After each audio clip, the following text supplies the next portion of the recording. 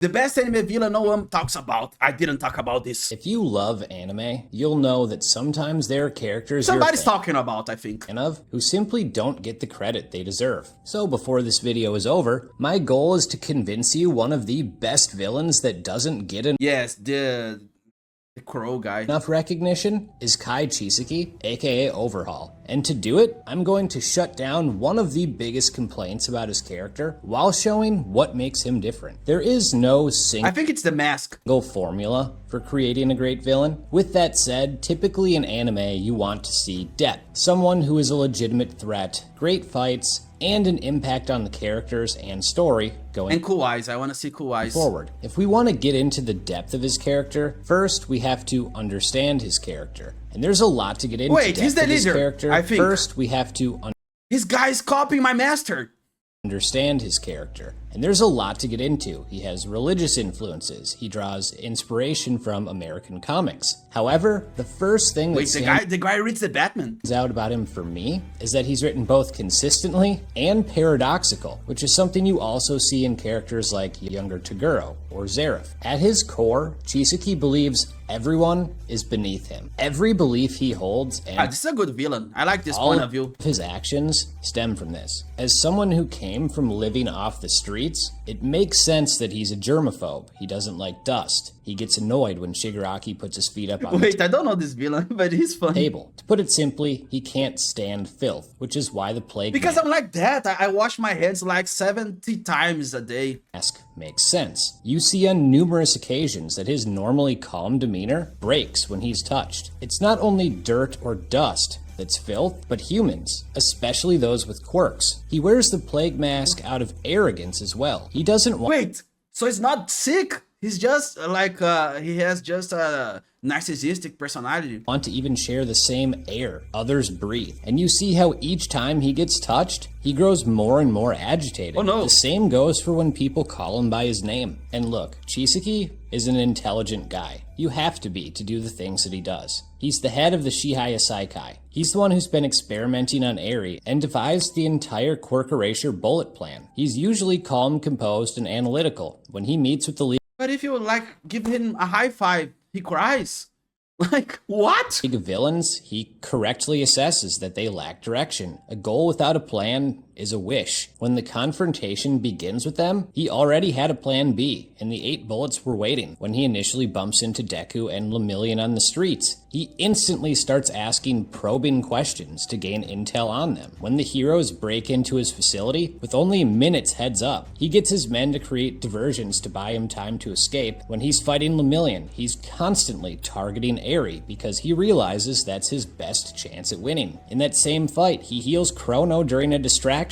Even when Deku first shows up, he instantly deduces that Deku's all about I think this guy is cool. I already like him. I like him more than Deku. strength and speed, and then he's able to predict Deku's movements. What I like about Chisaki's intelligence, though, is that as smart as he is, he's not as smart as he thinks he is, and it constantly gets I don't know how smart somebody thinks they are. the best of But I think everybody thinks they're not smart. I think the smart people think they're dumb, and the dumb people think they're dumb too. Everybody thinks they're dumb. him. He's basically the personification of the Dunning-Kruger effect. His negotiation with the League of Villains and working with them didn't help him at all, and their very predictable betrayal directly led to the heroes catching up to him, which wouldn't have even mattered if he had any sense of urgency. The entire hero raid, he's casually walking away because he's so overconfident in himself and his plan. He even tells Mirio when he shows up, "You shouldn't have got here so quickly." One of the most telling lines that showcases his ego I like this guy already. I didn't watch this part of the anime,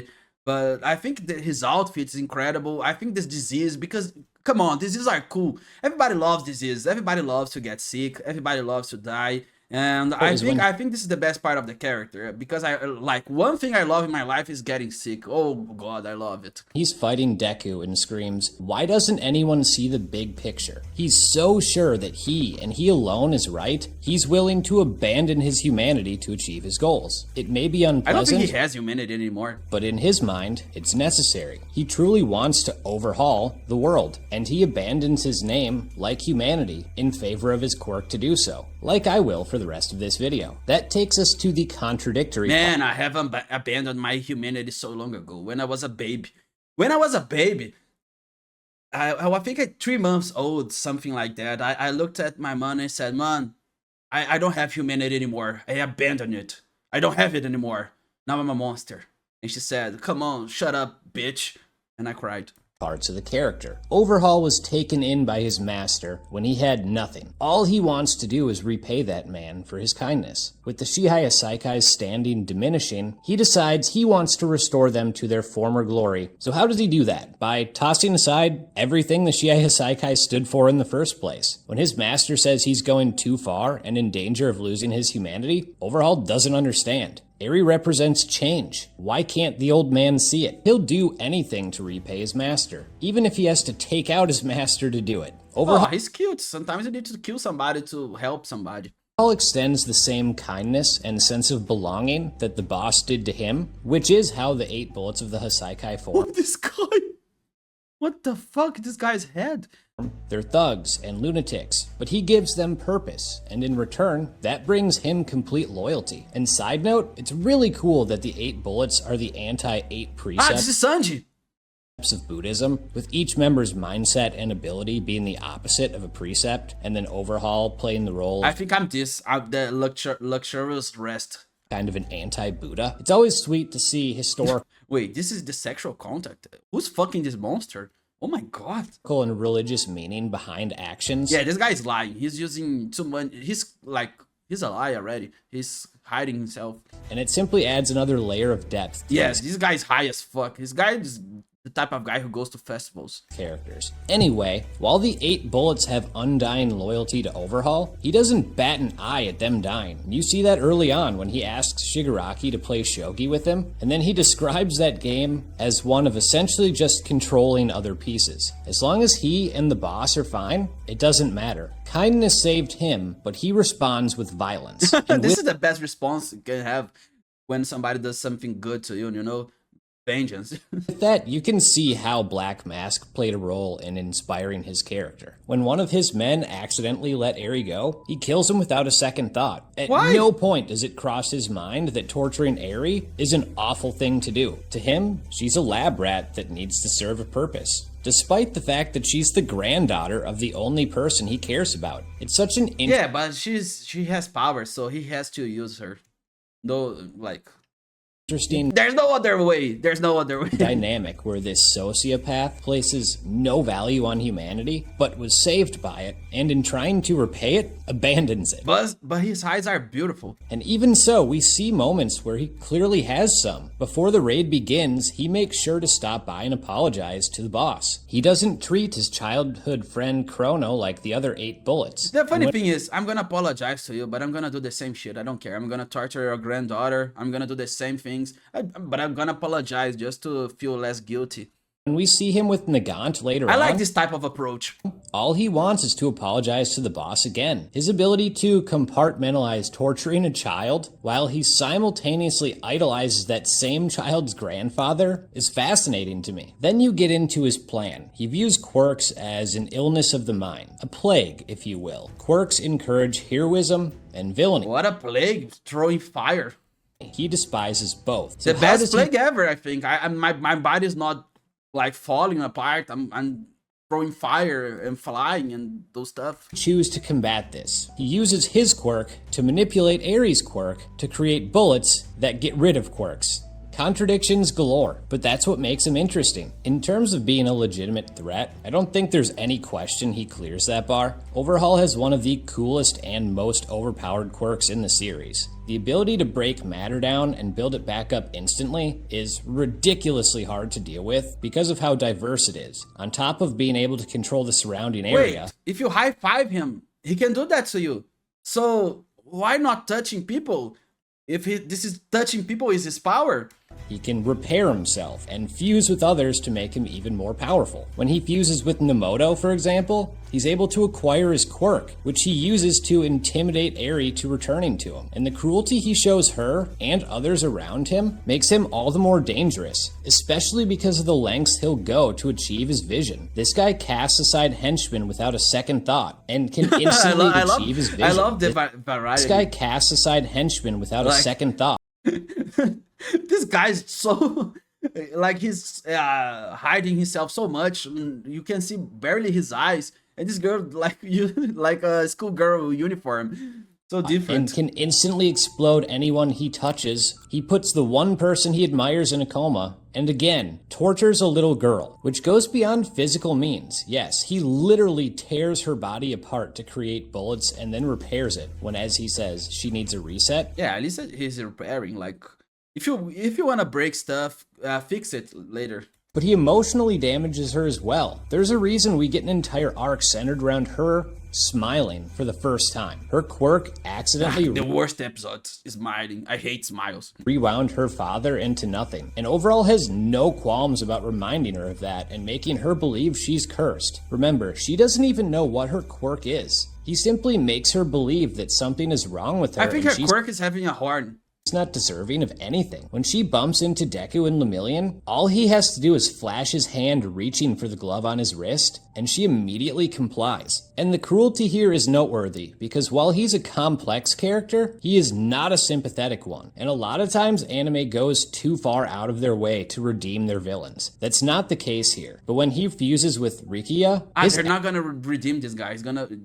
They're not gonna Naruto this guy, making him good and sacrificing every Naruto character. I'm good now. I'm gonna kill myself to save you all. exterior finally matches his interior, a monstrosity with parts of a small man at his core. Let's talk about impact. The obvious one is Eri, a girl who will be dealing with the trauma he forced her to endure for her entire life, but there's a lot more to talk about. I've heard some complaints about Overhaul only killing one character as a reason he's not a great villain, and I'm sorry, RDC, that argument doesn't fly for me. Let's contextualize this. He directly engages with 4 of the 100-something raiding heroes: Night Eye, Lemillion, Eraserhead, and Deku. Night Eye is the one who dies, and he was All Might's former sidekick, so Everybody's so grown up, and only Deku is a kid. obviously that left a lasting impact. But also the fact that Deku succeeded where Lemillion could not allowed him to die in peace. Oh my God, knowing this that guy's one for all, connected. Deku succeeded. Look at where- this. A lot of things connecting to him. At least he's connected to the internet. I think he's connected to to the internet. Lemillion could not allowed him to die in peace, knowing that One for All was in good hands. Deku was the one who smashed the future and proved he was a worthy successor. I also don't think enough people talk about this part. Overhaul fought Night Eye and won. He beat the guy with foresight in a fight. Is that not impressive? Mirio gets his abilities taken away. Outside of death, there isn't much more impact you can have on a hero. There wasn't a huge need to kill him either, because without his quirk, he was no longer a threat, despite the fact that he continued to fight This is the coolest guy ever. for a little while. That's also something that leaves an impact on Night Eye before he dies, Deku, and obviously Mirio. Now, they do use Eri to restore his abilities a few seasons later, and I did think they did that too quickly, but that's not really something you can hold against Overhaul. That's a writing issue. Eraserhead is instantly incapacitated in the fight with Overhaul. This guy is always incapacitated, And then briefly kidnapped. Overhaul specifically did not want him dead because he could use Eraser's quirk and study that further to achieve his goals. So Overhaul's role here was a success. Not only that, but it was his quirk Eraser bullet that ends up costing Eraser his leg in season 6. Then finally there's his hat. Oh my God, his leg. Deku does defeat Overhaul, but only because he has Eri's human mulligan ability to restore his injuries. Her rewind also allows him to use 100% of One for All continuously, something he couldn't do before and hasn't done since. So who is Overhaul So cool. supposed to kill? Of those 4, he killed one, removed one's power, kidnapped another that he could have killed but had a legitimate reason not to, and then lost to the main character, who had overpowered help. And remember, he always will lose to the main character. did all of this against a raid that he had minutes heads up to deal with. His men were completely outnumbered, and they needed Night Eye's foresight to even find the entrance to his underground base, where Night Eye had already partially mapped it out. With any sort of preparation, this is a completely different scenario. We can also talk about the mental anguish he put on these guys through when they find out what he's doing. Midoriya and Mirio are beside themselves at letting Eri slip away, and when he eventually drops that horrifying line, "I don't have any children," that kind of This is a horrifying line. This is a good line. Imagine if that guy had children. sets the stage for her to eventually gain a family later on. The impact on Eri is clear. The impact on Mirio is clear. Now, the way The impact on me is clear. I'm almost crying. they cucked him out at the end to Shigaraki and how little the bullets come into play going forward in the story, those are valid complaints. I wish they Wait, the guy loses his arm. would have treated Overhaul like Stain in that regard and make him have a bigger societal impact. But on those he dealt with intimately, he deeply affected all of them. Wait, he doesn't regret anything? Lastly, the Overhaul fights are awesome. Visually, his quirk lends itself to I love when the villains don't regret, because Naruto fucked that to me.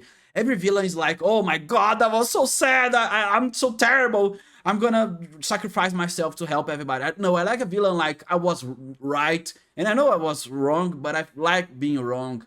You know, I'm gonna continue being wrong until you kill me. And you try to save him, and he goes like, no, you're not gonna save me, and he destroys himself.